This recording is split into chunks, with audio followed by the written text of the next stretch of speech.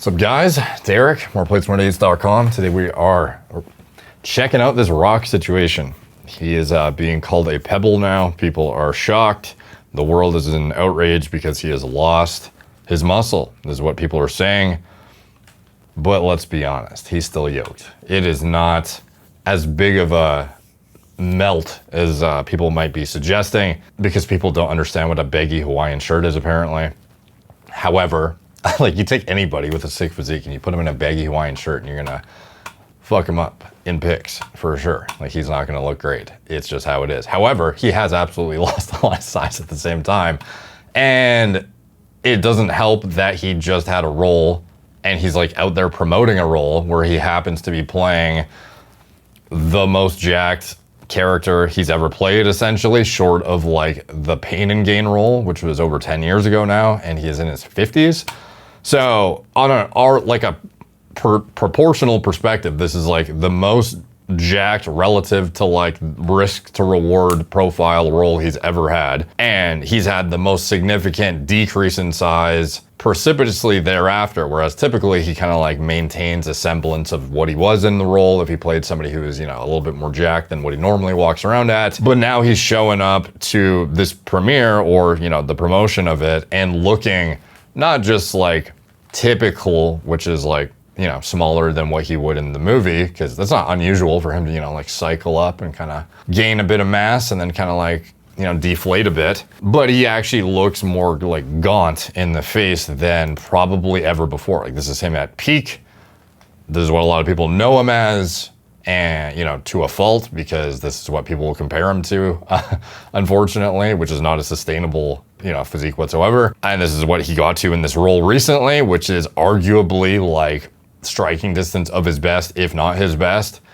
And then here he is at the, you know, event in what was probably a poor strategic choice if he cared about people judging, you know, the physique and how much weight he's lost, or if he's trying to look slimmer. I don't know, but I would imagine it's probably not, given the fact that he's actually responding to comments being made in videos critiquing his you know, weight loss, essentially, which we'll get to shortly, where he actually responded to a guy who basically said he came off of cycle, and he's like, you don't know what you're talking about. And here he is at the event, looking slim, looking slender, and probably the leanest face we've seen in, I don't know, like, I can't remember a time when he looked this lean in the face since maybe his like 30s. You know, back when he actually was not the Rock as many know him as. He was just like a post, I suppose, transitioning out of wrestling, if he even was, but like trying to become like a serious actor, but not yet at his transition point to like action star Juicy Juice Rock. He was just like Rock, whatever the fuck he would call him, but you get the point. And then this is the one people are freaking out about too. It's like really lean, Batista-esque transformation at this point. Fortunately, he didn't go dripped out in the Gucci like Batista. It didn't look as feminine and like, you know, accentuating his slenderness to the same degree, but it's kind of in the same vein. Here he is, and man, just looking water depleted, lean, death face-esque, fucking Grim Reaper, Scyther, fucking ready to go, buddy. This guy is, looks like he should be stage ready if his face was an indication relative to, you know, what his face has been in previous years, which is housey. Like, this was him, you know, not long ago with a lot of mass in the face, and you show up to an event looking like this, we would assume you were like negative 10% body fat at this point. It's pretty lean. So he's probably lost, I don't know, 50 pounds is what a lot of people are saying. I don't know if it's that much personally, but it's definitely a lot. Like, the role he played, he was achieving, you know, the representation of a MMA legend who was known for being a sauce fiend like juice regulation, and also a guy who's a genetic freak for muscle building and being jacked, probably one of the juiciest guys ever in the sport. And that guy the craziest shit about it is The Rock is doing it in his 50s, playing a guy well, by the way, like he is representing the role like a spitting image of a guy in his 20s who is a phenom on gear, and then the guy who's that guy he's playing is actually nearly the same age as The Rock, I believe, in real life, which is like the weirdest contrast ever. You have a guy who's nearly the same age playing you when you're younger, juiced, and the guy is in his 50s, you know, cranking his face off to get there and doing a good job at it. Like, this is one of the best physiques he's had to date, probably, or at least the juiciest. You could argue, you know, the subjective assessment of if it's the best is obviously highly individual dependent. But anyway, a lot of people are freaking out because this guy's so slender now. They're like, what happened? This guy lost it all. And is everything okay? Because it looks, it's a pretty dramatic shift, given he's literally promoting the movie as if it's something, like, a lot of people don't realize the production was filmed. Like, this is the production schedule back in, filming dates were May 21st, 2024 to August 1st, 2024. So, you know, the most, I guess, recent he would have been mid having to look like this is over a year ago at this point. So it's been a minute. Like, you're not going to be sustaining that look past filming dates regardless. And even if there was no, you know, like, health concerns or anything that would have forced you to, you know, like, even guys who compete on stage at, you know, bodybuilding shows, they're not going to look like they do on stage even weeks after, and they certainly haven't, you know, like, lost it all. It's just a process of peaking for this role to look a certain way, and then even if you're still, you know, juiced out of your gourd, there's going to be a deflation where you're not, you know, peaked, you're not on camera in the prime condition. You're also just not taking what you need to be to support it maximally, but you could still easily be juicing your face off, just proportionally lesser so. And not eating, like, you can imagine this guy just naturally is going to need a break too, even if he's still juicing thereafter. And just by nature of taking a break, which presumably he's doing to some extent, you're going to lose a fair bit. But this is like the territory of face mass loss is almost representative of a guy who kind of like went natty, is what a lot of people in the, you know, fitness community even are kind of perceiving, because it's unusual to see him get that water depleted looking too, if we've ever even seen it. Like, the last we saw him look like that is probably, and obviously his age is playing a factor too, coupled with the fact that he's that much leaner. So it's exaggerating it to an even more great magnitude.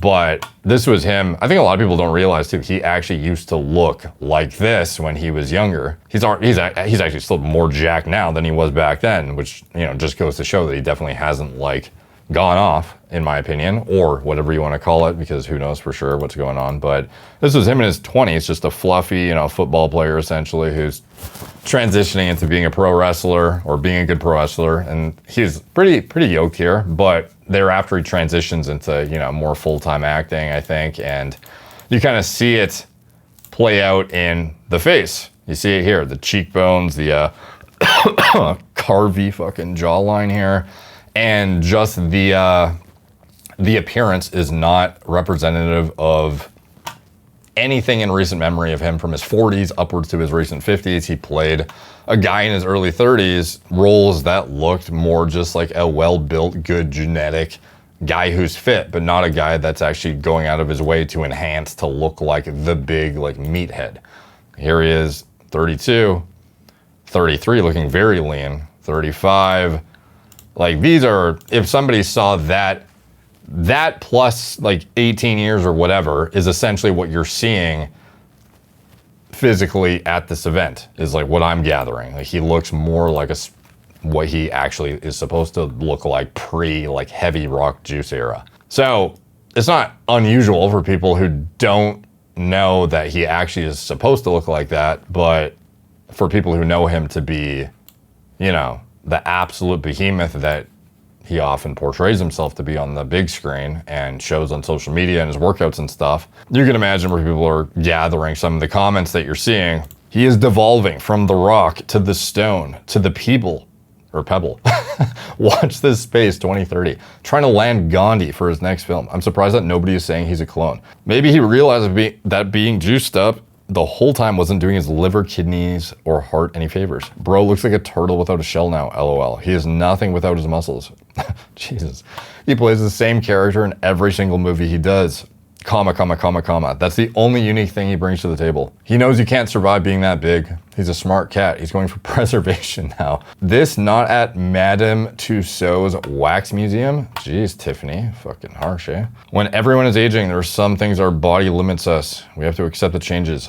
It's called baggy clothes. It's not rocket science. Juan, got it figured out, buddy. So I do think this was a pretty poor choice of wardrobe if he didn't want to exaggerate things. It looks like almost potentially like his suit hasn't been even, tailored to his new low of body weight potentially. But the Hawaiian shirt, bro, like, you're gonna get lit up by people who don't understand body composition. When you're that lean and you're wearing a baggy shirt, like, prepare to be told that you don't work out anymore. Like, that is absolutely gonna happen because people don't get it. It's shocking how many people don't get it too. I guarantee you put this guy in the gym with some downlighting, get him a pump, and he looks like, people are like, oh, he's back on. He's back on, buddy. When in reality, he's just still jacked. He's just much less jacked than he was, playing Mark Kerr, who is an absolute house. Is he what he is typically in the off season? Probably not. And that's where you're seeing the face, which is unusual for him, like I said. But is it gonna be the norm? I don't know. For him, he's somebody who literally recently justified bulking up to play what is potentially one of the biggest roles he's ever played, ever. And then in his early 50s, you would imagine embarking on that when you were already like a billionaire, essentially, with, infinite choices of things you could do with your life, and you have a family who relies on you. Like, are you gonna pick the most risky role you could be doing when you aren't confident that your body can sustain it? Like, probably not. So I would imagine he's had some pretty in-depth diagnostics to evaluate that this was, something he could tolerate or had a high likelihood of tolerating well. And that's what led him down this road. And I imagine if he did that, it won't be the last time you see him, beef up a little bit for some role. Is it gonna be to this degree? I don't know. But there's a potential that this was such a good storyline as well for his legacy as an actor that it just coincided with the fact that it further justified to him why he should play the part extremely well, which does involve looking the part.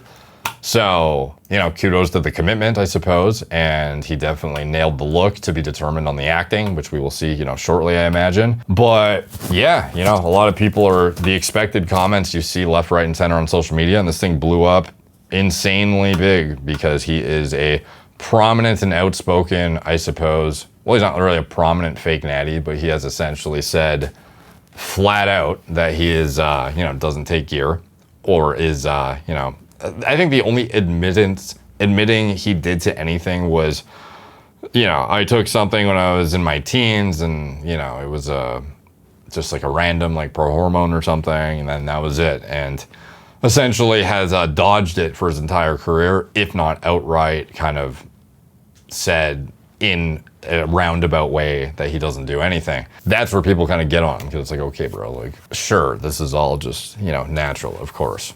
Lost 60 pounds because he's off the juice. The internet did the same thing when Dave Bautista slimmed down too. It's annoying. I saw one tweet. The Rock is going viral after losing so much weight that he's nearly unrecognizable. Come on now. Dude, he left out the most important thing. He stopped taking steroids. Not a normal 52-year-old look. He slimmed down because he had a blockage in his heart. Jesus. All of the years of steroids caught up to him. Fact. He should come out and warn these kids of the dangers of steroid use. He doesn't appear to be this height, 6'5". His earliest and lightest weight in WWE was 275 pounds and went up from there. Before and after juice, simple explanation. He was never 300. People didn't know The Rock before he blew up in movies. Before Fast and Furious, Fast 5, Dwayne's prime was this, and this is the physique he's come back to. That's what I'm saying, man. Look at this. I bet you he's more jacked than he was here right now in that Hawaiian shirt. Might look a bit, older, aged, have a bit more, saggy kind of skin and whatnot, but he's probably still more jacked than this. You just can't really tell because he's not really doing himself justice walking around in that. This is him, young Rock, who many would still say at the time, you're jacked. Proportionally so now, they would be like, wow, you fucked up and lost everything. But back then, when no one knew that he could have been this absolute truck stick and a half. It was, jacked by any normal person's standards. So where does that leave us? It leaves the internet going ablaze with, speculation that he's dying, with, rumor mill goes awry. Is he downsizing forever because he wants to be taken seriously as an actor? Is it a health scare? Is it a what?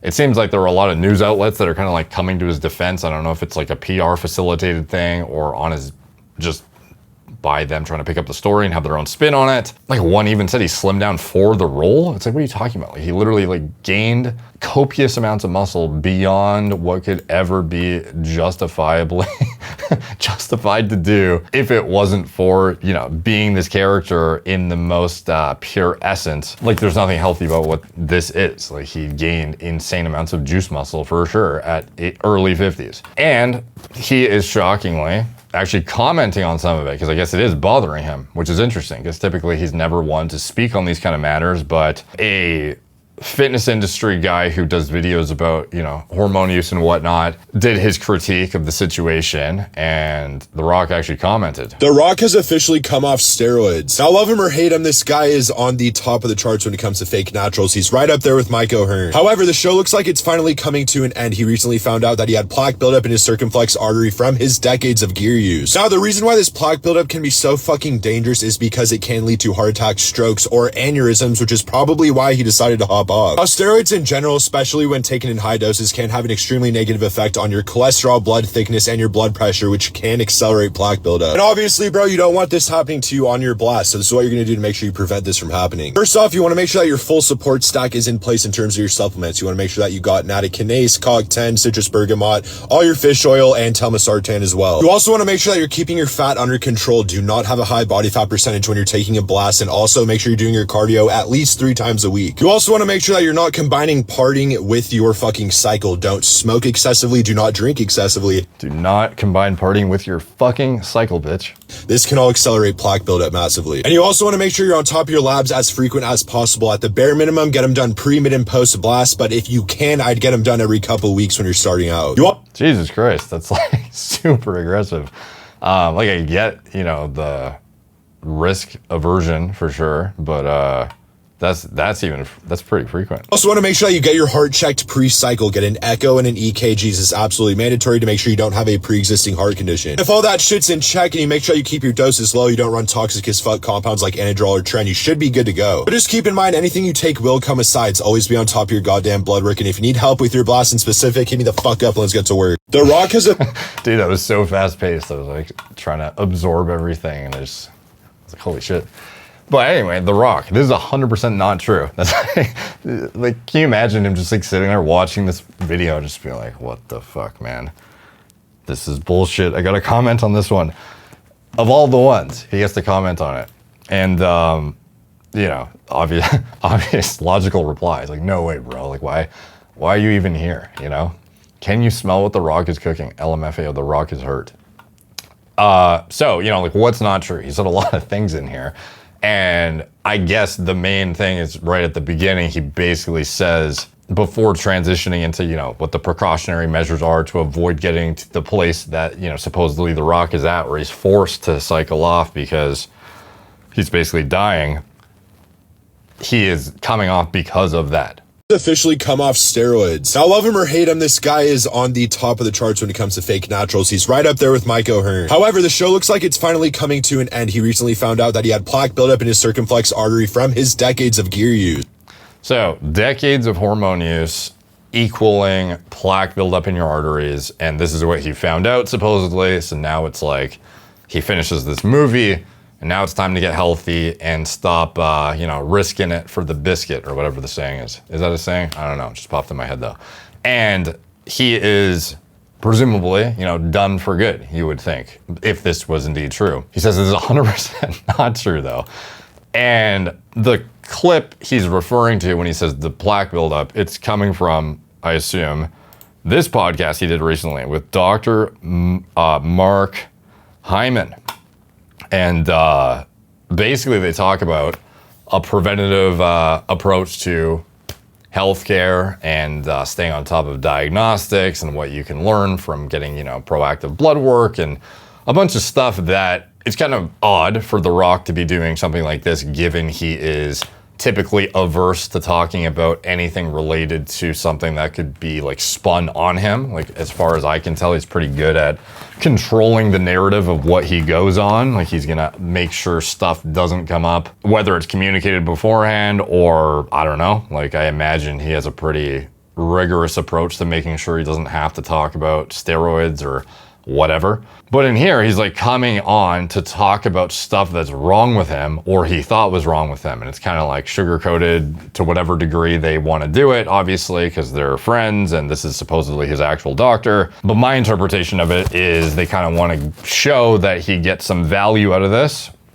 service that they provide, which is like a typical kind of like diagnostic service that you get some like takeaways that can then be applied to optimize yourself. And some people find more, alarming genetic predispositions or problems they had no idea they had. And the idea is if you get in front of it, you avoid disease before you end up, dealing with it and trying to work backwards, which is far more difficult, far more problematic. And who wants to be, in the dark on their health? It's best to be proactive and optimizing where you can to some degree. Obviously not to the degree of like fear mongering yourself into pursuing every little, rabbit hole of, blip that shows up. But if you have reasonable education going into it and kind of know what you're looking for, or have somebody educated on your side that you can trust that is not going to lead you astray, it can be quite a good thing. My interpretation of this was probably that he is on here to help promote the service, because I think he is an investor in the company.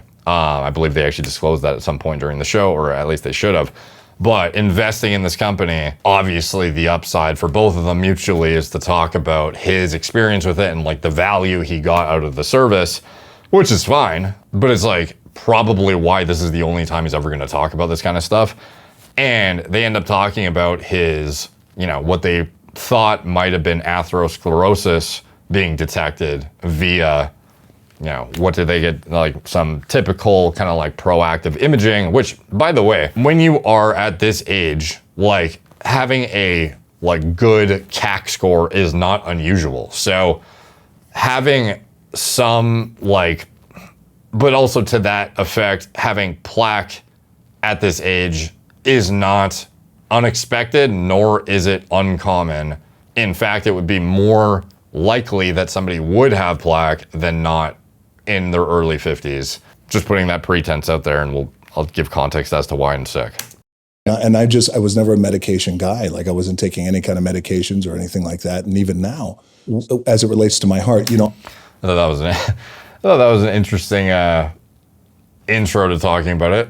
I just felt like stopping because that was a really weird transition. He basically says like, I haven't taken any medications. And then he's like, for my heart.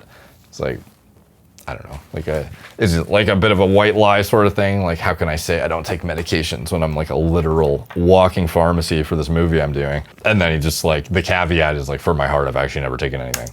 All of a sudden you're rolling along in life and things are good. And then you reach your fifth level of life. Like, I get the sense the guy doesn't, I could be wrong, but I get the sense he doesn't like to lie. He's just very good at like tactfully, like almost like a politician, maneuvering around the subjects in order to avoid lying. That's at least my take. Like he gives some, like, again, he's an actor for a living, so maybe I'm totally being, led astray by his impeccable acting skills, but I get the sense he doesn't want to like flat out tell people lies, so he just kind of like sugarcoats and maneuvers very effectively. Life, and you realize that, oh, you're of age. Yeah, you're 53 now. And when you become 53, and then so when you become of age, that's when all the tests start to happen, right? So the thing is like typically people are not going to be doing preventative things for cardiovascular workups at like, 50 years old. Typically it's going to be preceded by like an event. Like a cardiovascular event is typically going to be what then yields, at least, with reactive typical healthcare, is going to be what then yields looking at this stuff more meticulously. Or if you had, family history and you kind of like knew to be looking at this stuff. But typically people are not going to be thinking I should be detecting, like the emergence of plaque buildup early on and seeing if I need to, get in front of it with, preventative medications and whatnot. Like, it's not a typical approach. So for him, like, this is representative of somebody who's trying to be proactive in what I would say is a good way, but it's a unique, not typical way, and not necessarily something that like everyone has the financial means to facilitate, because he's going to be talking shortly about, imaging he got done. And then like as a follow-up to that, subsequent like AI like assessed more meticulous imaging with a new cardiologist coming in to evaluate it and, reinterpretations of things. But anyway, I digress and I'll let him finish here. Okay, where's the colonoscopy line? Let's do that. And hey, here's the cardiovascular workup. And let's. By the way, that's not to say that this isn't a good idea to do. All the stuff he's saying is like a good idea to do. It's just the cardiovascular thing is like often quite neglected because people don't realize how prevalent it is and how early it starts. The leading cause of death in the US is still heart disease, and within that, the subsect of the cause of that heart disease is most often going to be atherosclerosis, so plaque buildup in the arteries. And this is something that manifests early in life, like as early as, like teenagehood, you start to stack plaque in your arteries, and most people are not exempt from this. Even metabolically fit individuals, a lot of them will still have some level of plaque accumulation, and this will be present at some small quantities likely in your 50s, or significant quantities depending on how genetically prone you are, diet model, metabolic health, etc., exercise, all the basics. But also there is a kind of inevitable component of the main causes of death, which is essentially heart disease and cancer, that you are almost certainly at some point going to succumb to one of those two things. And the probabilities, at least in the States, are it's going to be more than likely heart disease. And as somebody who is a massive human with more stress to actually facilitate heart functionality than a normal person, as well as exposing themselves to hormones that do cause dyslipidemia and oxidative stress and things that are at a supra risk level and can cause a more problematic environment for developing heart disease, it's something to be on top of very early, if not, avoid entirely, to avoid that extra risk layered on top of what is already the leading cause of death among naturals. Because you have to keep in mind too, this is ultimately going to be the thing that kills most people, even those who don't use steroids. So although it is something that is worth calling out for hormone users, it is something that should not be neglected or ignored by the normal person who does not use steroids. Even people who are otherwise, exercising, think they're in great health. It is not unlikely that you will still succumb to heart disease later in life. The probabilities are in the favor that you probably will. And avoiding that can be facilitated through proactive oversight of this stuff, in particular atherogenic burden potential, and also blood pressure modulation and some of this low-hanging fruit stuff. But this that he's about to get into is, it's interesting because he basically says they noticed plaque in his arteries. And a lot of people took that and ran with it and basically said the guy's dying and he's gonna have a heart attack and this is why he's getting off. But there's a bit more to it. Let's look at the heart and let's look at all the valves and things like that. So when I was looking at the valves, and this was a little bit before you and I met, but just as we met, I was looking at the valves and I had a complete cardiovascular workup and everything looked great. Thank God, knock on wood. And then there was what looked to be some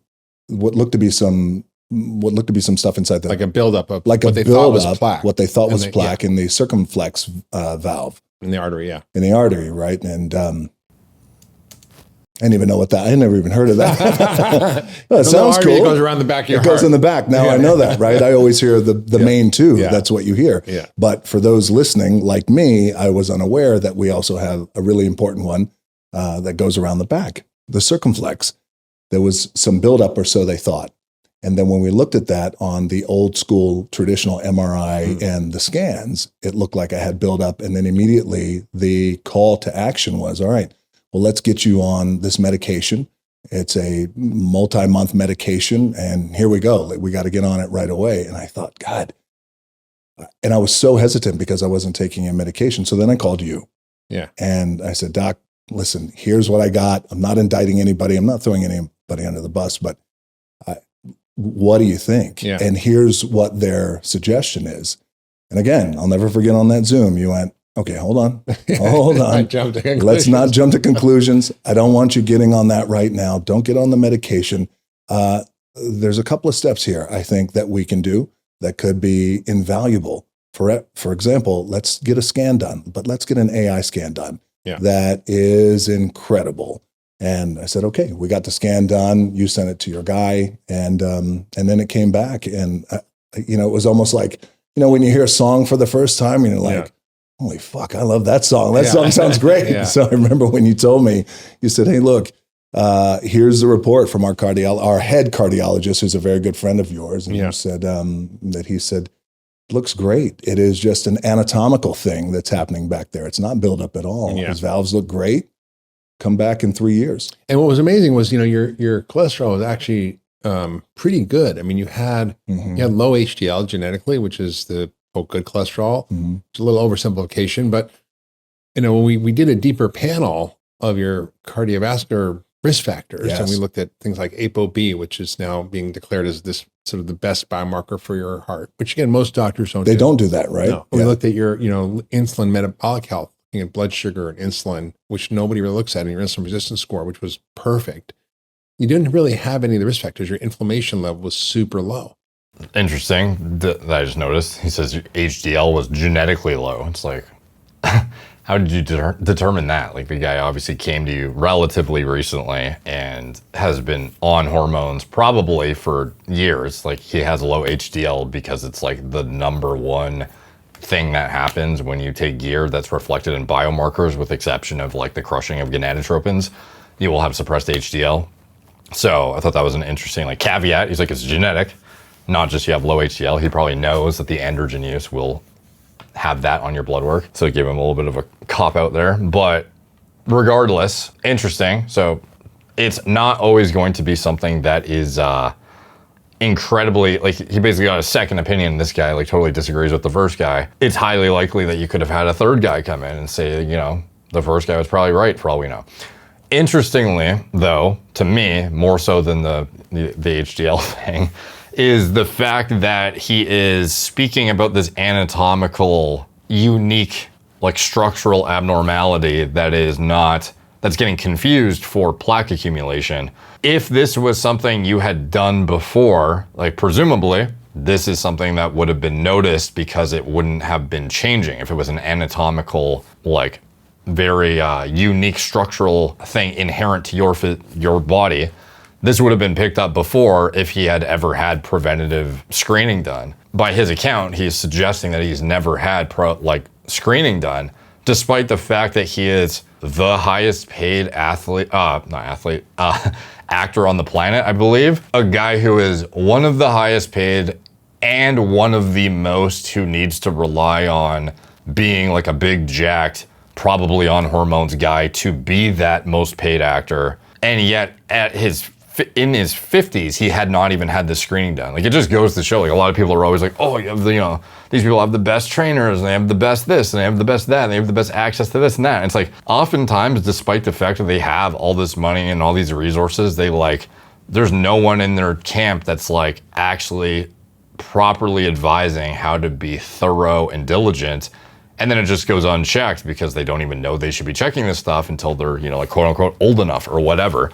The guy has been exposing himself to huge risks, fluctuating body weights, using significant amounts of hormones, probably eating 6,000 to 8,000 calories a day, supposedly, which is absolutely not, going to be healthy for you ultimately. The fact that he had not actually done any sort of imaging until that point is pretty fucking wild to me. There are guys now who are educated and being as careful as possible, getting imaging done as early as their 20s to make sure that they don't have any predispositions or problems before they actually go down the route of enhancement because they're serious about competing or what have you. And you have a guy like The Rock who's 50, probably when he did this or whatever. It was relatively recently, and he's 53 now, I think. And he still hasn't even fucking checked, you know, his heart. Like, that's crazy. Like, he's had basic blood work and whatnot, it sounds like, but not actual imaging done to see it. Are there any structural defects?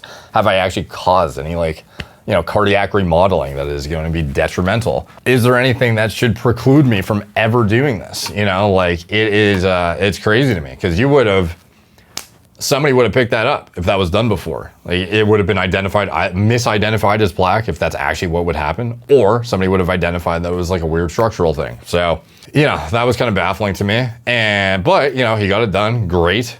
And if he is indeed like plaque free, as they were suggesting, that would actually put him in like a rare, kind of like, probably like a unique, uncommon subsect of the population of, you know, the US essentially, where he is actually more healthy from a plaque accumulation standpoint, or a, you know, atherosclerosis potential standpoint, than the majority of people in the country. Because at that point, if you were getting like the most rigorous of testing done and you're seeing nothing at all, if it was actually properly evaluated by somebody who's like not just trying to tell him what he wants to hear, like, you would expect plaque buildup by your 50s, like, even if you're not on gear. So the fact, if it is indeed true, like, that's, in my opinion, would kind of lead to the conclusion that he's probably like, huh, I can probably do more of this shit. I can probably, you know, do more of these roles in the future. And maybe he just wants a break, and that's why he's smaller now, you know? Like, it's possible that he is downsizing periodically and will blast back up again because he's had this, you know, like, clean bill of health. But who knows? I do think that it's overblown, you know, the size loss. I do think that it's unique, though. He has definitely shot down to something that is oddly gaunt relative to his previous, you know, like, off seasons. But he is also getting older, and in general, it's also going to be harder to hold that mass even when you're on hormone still. I'm not saying that he's still blasting what he is. The water retention or lack thereof would suggest otherwise, but I don't think this is the last of him, you know, beefing it up for rolls. And I think that if this is not just like a puff piece / sugar coated segment, and indeed this was what his cardiovascular workup showed, like, if anything, he's probably being green lit to keep pushing.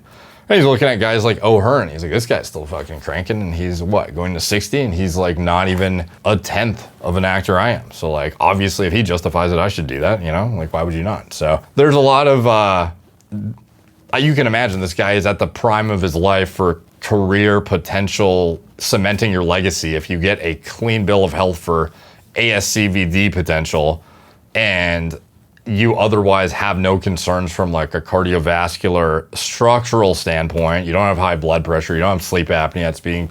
Everything's taken care of from a anatomical standpoint. Like, this guy's like, fuck, I just gotta avoid cancer and I can sauce my face off again. You know, that's what I would imagine.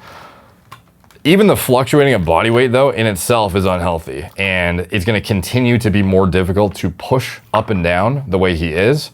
And I imagine it's still a matter of time before he goes full Batista on us and kind of just calls it quits. But even Batista recently, I think he justified going up to what, like 300? Like, he got not just jacked, he got like fat, from what I recall, for a roll. And he deemed it worthwhile, and then, you know, came back down after. Will he do that again? I don't know. But I imagine if a good enough opportunity came up and he had a clean bill of health like this, supposedly, he probably would. Let me know what you guys think. Worthwhile? Stupid? Is this guy done for good? Is he now going to become a method actor who relies solely on his skills, or is he going to have to sauce it up again? All the comments help the algorithm. They're much appreciated. Like, subscribe, check out my blog. MorePlatesMoreDates.com. Follow me on Instagram at MorePlatesMoreDates, Facebook, Snapchat, Twitter, TikTok, Apple Podcasts, Spotify. And if you want to support me, anything in the video description below as well, including Merrick Health. You know, if you wanted to get your own rigorous diagnostics assessed to see where you stand, if you have anything glaring that needs to be fixed from a health perspective, or otherwise could be optimized to significantly improve your quality of life, performance, what have you. It's all there. And, you know, we oversee some of the most prominent athletes in many sports, but notably, I guess, in relation to this video, you know, like Mr. Olympia competitors even use us to oversee their labs and make recommendations and practical implementations when warranted to help, you know, stay as healthy and optimally functioning as possible while they pursue what is otherwise objectively, you know, like a risky endeavor by trying to be, you know, the most jacked and high performance individual in the bodybuilding space and doing it quite successfully. So if you're somebody who is embarking on things of that nature and otherwise wants to do your best to attenuate the damage, like that's where I would recommend non-judgmental sources of medical oversight, regardless if it's Merrick Health or somewhere else. You're going to need that if you want to do any sort of, you know, things related to performance enhancement. Like that is absolutely critical. Otherwise, I would not be embarking on that. And just be aware of the risk profile. You might not even be somebody who's genetically able to tolerate that stuff, and you wouldn't know if you didn't get this stuff done ahead of time. And it's shocking that The Rock didn't have it more rigorously done beforehand either. But I guess it's, you know, with the times, people are becoming more educated and being encouraged to be more educated in how to even go about doing it, to know to do this stuff to begin with. So that's it. Thank you guys for watching. Talk to you soon.